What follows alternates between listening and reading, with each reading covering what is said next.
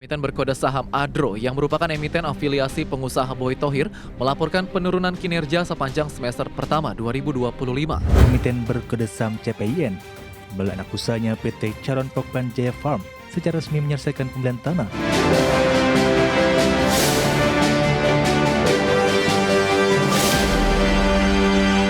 Pemirsa, kinerja PT Alam Tree Resources Indonesia Tbk atau emiten berkode saham ADRO pada semester pertama 2025 tertekan tajam. Laba bersih perseroan anjlok hingga 77% seiring penurunan pendapatan dan melemahnya harga batu bara. PT Alam Tree Resources Indonesia Tbk, emiten berkode saham ADRO yang merupakan emiten afiliasi pengusaha Boy Thohir, melaporkan penurunan kinerja sepanjang semester pertama 2025. Perusahaan membukukan laba bersih sebesar 174 juta dolar Amerika Serikat atau setara dengan 2,83 triliun rupiah. Berdasarkan laporan keuangan, ADRO mencatatkan pendapatan usaha sebesar 857 juta dolar Amerika Serikat atau sekitar 13,92 triliun rupiah. Angka ini turun 18,6% dibandingkan periode yang sama tahun lalu yang mencapai 1,05 miliar dolar Amerika Serikat. Kontribusi pendapatan ADRO didukung dari penjualan ke pihak ketiga sebesar 234 juta dolar Amerika Serikat serta jasa pertambangan sebesar 393 juta dolar Amerika Serikat. Meski beban pokok pendapatan turut menurun 3,5%, laba bruto ADRO tercatat merosot hingga 38% secara tahunan. Seiring hal itu, laba yang dapat diatribusikan kepada entitas induk ADRO turun tajam hingga 77,5%. Dari sebelumnya, 778 juta dolar Amerika Serikat menjadi hanya 174 juta dolar Amerika Serikat pada paruh pertama 2025. Hingga akhir Juni 2025, total aset ADRO turun menjadi 6,40 miliar dolar Amerika Serikat dari sebelumnya 6,70 miliar dolar Amerika Serikat pada Desember 2024. Saham ADRO di Bursa Efek juga terkoreksi 0,85% pada penutupan perdagangan 29 Agustus 2025 dan sudah turun lebih dari 30% sepanjang tahun berjalan. Tim Liputan IDX Channel. PT Charon Pokpan Indonesia Tbk, emiten berkode saham CPIN, menuntaskan transaksi afiliasi senilai 24,56 miliar rupiah. Transaksi ini dilakukan untuk mendukung fasilitas pembibitan unggas melalui entitas terkendali perseroan. PT Charon Pokpan Indonesia Tbk, emiten berkode saham CPIN, melalui anak usahanya PT Charon Pokpan Jaya Farm, secara resmi menyelesaikan pembelian tanah dan bangunan serta mesin dari PT Istana Satwa Borneo. Total nilai pembelian diprediksi sekitar 24,56 miliar rupiah. Rincian transaksi tersebut tanah seluas 38.389 meter persegi di Desa Nusa Indah, Bati-Bati, Tanah Laut, Kalimantan Selatan serta dibangun yang tersedia di atasnya dengan nilai 19,34 miliar rupiah. Ditambahkan juga mesin dan peralatan senilai 5,22 miliar rupiah. Presiden Direktur CPIN Chu Thomas Effendi menyatakan bahwa transaksi tersebut dilakukan untuk memperkuat fasilitas pembibitan unggas bagi entitas anak. Langkah ini dinilai strategis untuk menunjang produksi unggas dan meningkatkan efisiensi operasional CPIN. Transaksi ini merupakan bentuk aksi afiliasi di antara perusahaan yang semua dikendalikan oleh CPIN, di mana Charon Pokpan Jaya Farm menguasai 99,99% saham secara langsung, serta Istana Satwa Borneo menguasai 99,99% secara tidak langsung. Hal ini diserahkan kekuatan aset di dalam rantai pasok perseroan.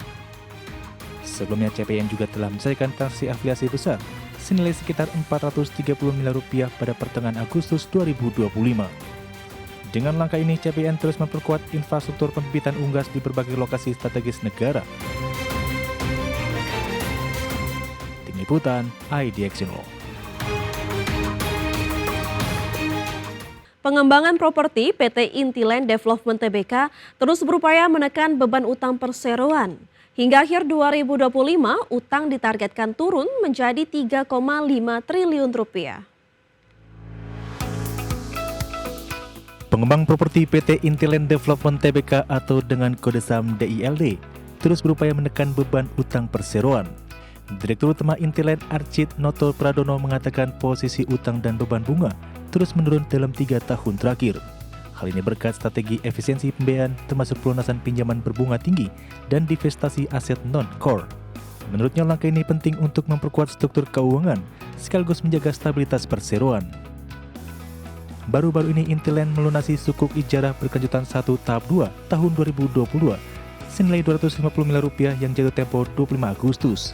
Sebelumnya pada Desember 2024 perseroan juga melunasi sukuk ijarah seri A senilai 125 miliar rupiah. Intiland kini masih memiliki kewajiban sukuk ijarah seri B senilai 125 miliar rupiah yang jatuh tempo 2 Desember mendatang. Adapun pelunasan ini menjadi bagian dari strategi utama Intiland dalam menurunkan jumlah utang yang ditargetkan tersisa 3,5 triliun rupiah di akhir tahun 2025. Langkah ini sekaligus menjadi upaya nyata perseroan dalam menerapkan prinsip kehati-hatian serta menjaga tata kelola keuangan yang sehat. Berbagai sumber untuk IDXNO.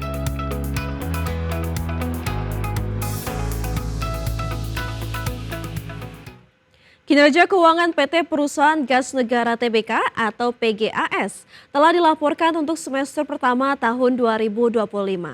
Meski pendapatan naik, laba perusahaan justru tertekan. PT Perusahaan Gas Negara Tbk melaporkan pendapatan sebesar 1,94 miliar dolar Amerika Serikat pada semester pertama 2025. Angka ini tumbuh 5,43% dibandingkan periode yang sama tahun 2024 yang mencapai 1,84 miliar dolar Amerika Serikat. Sebagian besar pendapatan berasal dari penjualan gas kepada pelanggan industri dan komersial yang mencapai 1,32 miliar dolar Amerika Serikat. Pendapatan juga datang dari pelanggan rumah tangga sebesar 24,74 juta dolar Amerika dan dari SPBG sebesar 2 juta dolar Amerika Serikat. Meski pendapatan naik, beban pokok pendapatan juga melonjak 13,29% menjadi 1,62 miliar dolar Amerika Serikat.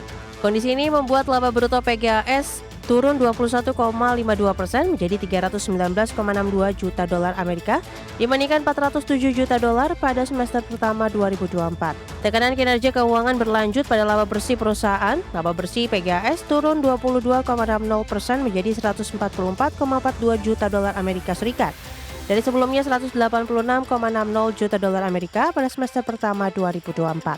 Penurunan laba ini salah satunya dipengaruhi oleh rugi selisih kurs sebesar 15,96 juta dolar Amerika Serikat. Pada akhir semester pertama 2025, PGAS memiliki total aset 6,42 miliar dolar Amerika, terdiri atas liabilitas 2,95 miliar dan ekuitas 3,47 miliar dolar Amerika Serikat. Tim Liputan, IDX Channel. Pemirsa, kita beralih ke update penutupan IHSG sesi pertama hari ini, di mana IHSG pada sesi pertama hari ini ditutup melemah 0,76% ke level 7.770,98.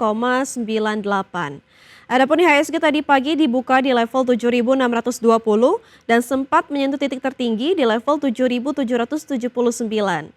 158 saham mengalami kenaikan, 549 saham mengalami penurunan, dan 99 saham stagnan atau tidak berubah. Adapun top gainers atau saham-saham mengalami penguatan tertinggi antara lain ada Antam yang mengalami penguatan 6,91%, BRMS mengalami penguatan 4,68%, Humi mengalami penguatan 4,57% dan AADI mengalami penguatan 3,26%. Dari top losers pemirsa atau saham-saham mengalami penurunan terdalam ada BMRI yang mengalami penurunan 1,48%, BBRI mengalami penurunan 1,48%, WIFI mengalami penurunan 3,35% dan Telkom mengalami penurunan 1,6%. Sementara dari pergerakan sektoral pemirsa, kesehatan dan industri sama-sama mengalami kenaikan di 2,24% dan 1,21%. Sementara transportasi dan logistik mengalami penurunan di 1,69%. Begitu juga dengan keuangan yang mengalami penurunan di 1,57%.